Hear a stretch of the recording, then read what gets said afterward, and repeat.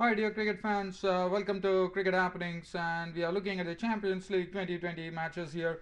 And well, there's one match. Both the matches are finished. First, I'm going to give you the match report of the match between Lions versus South Australia. Well, the verdict has gone in favor of the South Australia.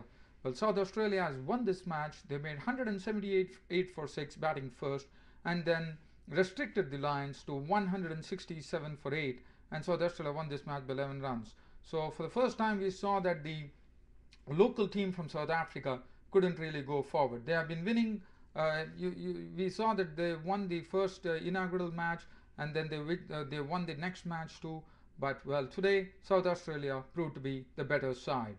As far as this innings was concerned, South Australia and Lions were concerned. This was played at the Supersport Park in Centurion, and well, it was a very good match. It all started with South Australia actually being put in to bat by the Lions. So Lions won the toss and put the South Australians in, and the South Australians innings was led by their captain Michael Klinger, who actually took the Man of the Match award for his very fine innings, a roaring innings of 78 of just 40 deliveries, 6 4s and 5 6s into that effort. A very good knocker, and actually, as I said, this was a man of the match effort from Michael Klinger, the captain of the South Australian team.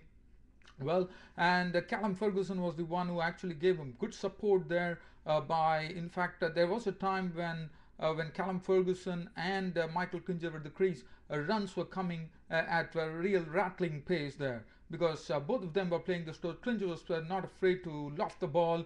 He was going after all the part-time bowlers and also the other bowlers. And as far as Callum Ferguson was concerned, played himself in and then slowly started moving away from his crease and giving himself room, started playing all his strokes.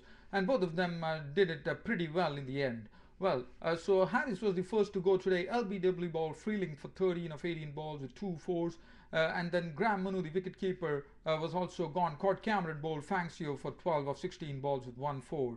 After that, as I said, it was Callum Ferguson and Michael Klinger at the crease. And both of them really taking the attack right into the Lions bowling. In fact, we saw the way Klinger actually in fact, he hit one very good shot over the cow corner for 6, then also hit hit sixes of Coetzee. Coetzee was hit for 6s, and Xander De Bruyne was also hit for 6s. He was hit for 3 consecutive boundaries. There was Callum Ferguson who actually hit him. And then there was a very good stroke making by both the batsmen, and almost they had taken it to the 18th over. In the 18th over, we saw Klinger getting and hitting 2 6s on the leg side. So it was pretty much a very good display of very aggressive batting by Michael Klinger and Callum Ferguson. So they took the score on to 149 in the 18th over, and that was the time when the Callum Ferguson was run out for 47 of 27 balls with 7 4s. And then Daniel Christian was not out on 12 in the end. Michael Klinger soon followed, 159, 10 runs added to the score in the 19th over. Michael Klinger was a victim of De Bruyne, and that was all gone. He was out. It was Scott Peterson bowled De Bruyne for 78 of 48 balls, 6 4s and 5 6s, as I said. Cooper was run out for 6, and O'Brien, A.W. O'Brien, not out on not, and Daniel Christian was not out on 12. 178 for 6 due to that effort from Michael Klinger and Callum Ferguson. Coetzee had figures of they put 178 for 6 in the 20 overs. South Australia. Coetzee 3 overs, none for 18. Freeling 4 overs, no maiden, 1 for 38.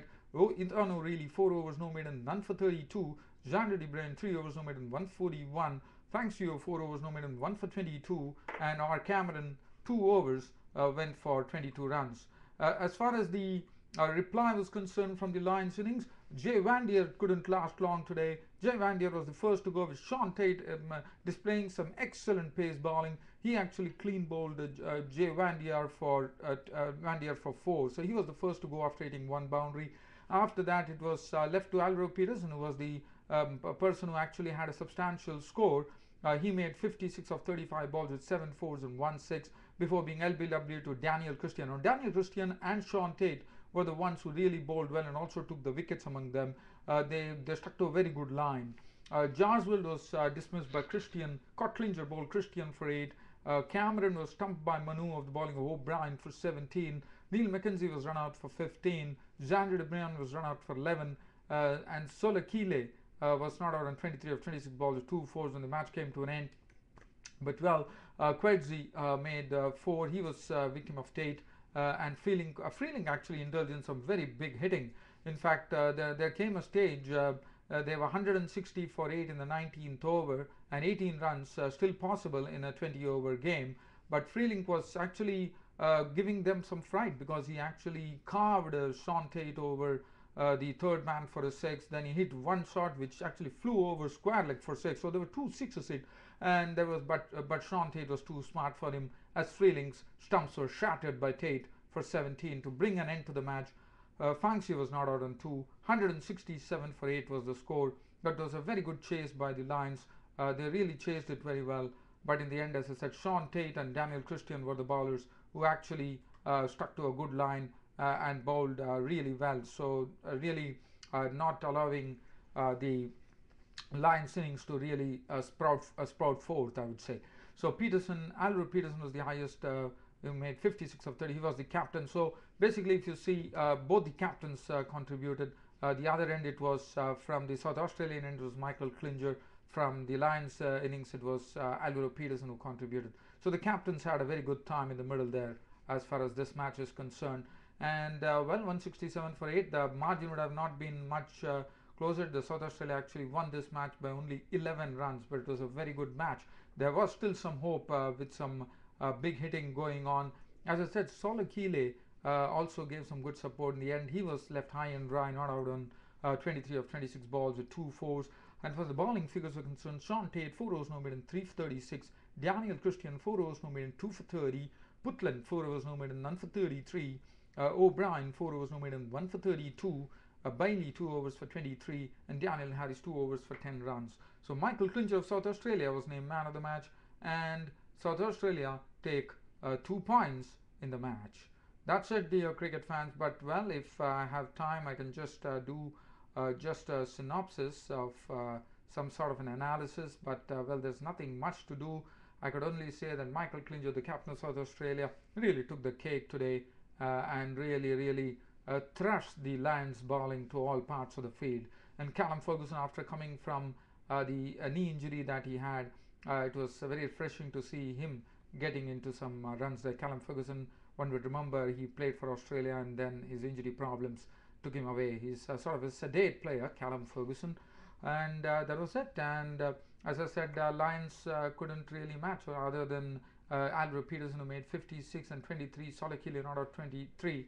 There was not much of a contributions, but well, but in the end, the gap was only 11 runs. So well, Lions definitely put up a good effort, but South Australia proved the better side on that particular day.